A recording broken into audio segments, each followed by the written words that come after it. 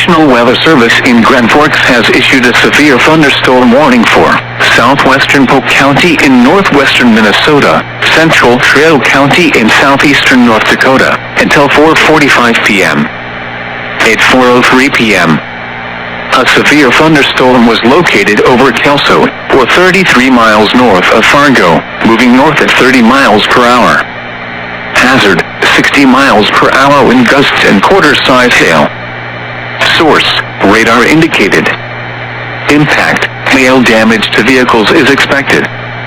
Expect wind damage to roofs, siding, and trees. Locations impacted include Hillsboro, Buxton, Climax, Bealsville, Cummings, Blanchard, and Caledonia. This includes Interstate 29 between mile markers 93 and 120.